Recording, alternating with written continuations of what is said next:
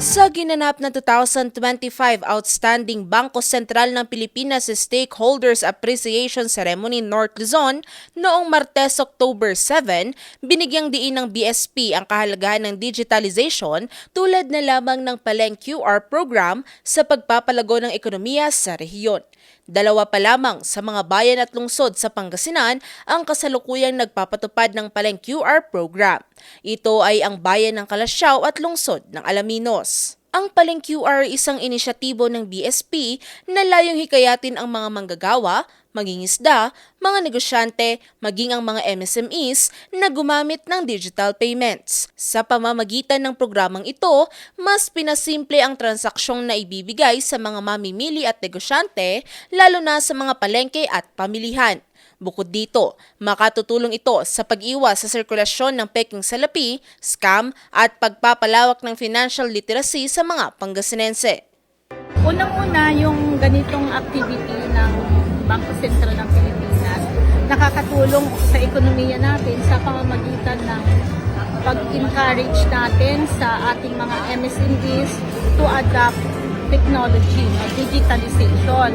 Malaking collaboration namin ay nakakatulong ito sa mga MSMEs. Una yung sa financial literacy, yung pag-distinguish lang ng pera, no?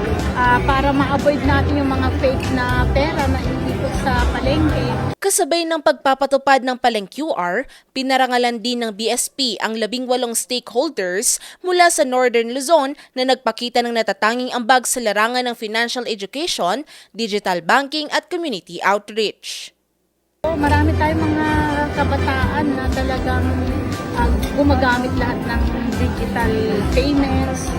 No? And even ngayon, parang mas practical na ang gumamit ng digital payments. No? Kabilang sa mga pinarangalan ang mga bangko, ahensya ng gobyerno at mga lokal na pamahalaan na nagtaguyod ng digital innovation at mapagkakatiwalaang serbisyo sa pinansyal. Kasama sa mga nagwagi ang China Banking Corporation Baguio La Trinidad Cash Center, mga sangay ng Land Bank of the Philippines sa Batac, Cabanatuan City, Dagupan City, San Fernando City at Tuguegarao Capitol. Metropolitan Bank and Trust Company sa Dagupan City, Rangay Bank Incorporated at Cooperative Development Authority Central Luzon.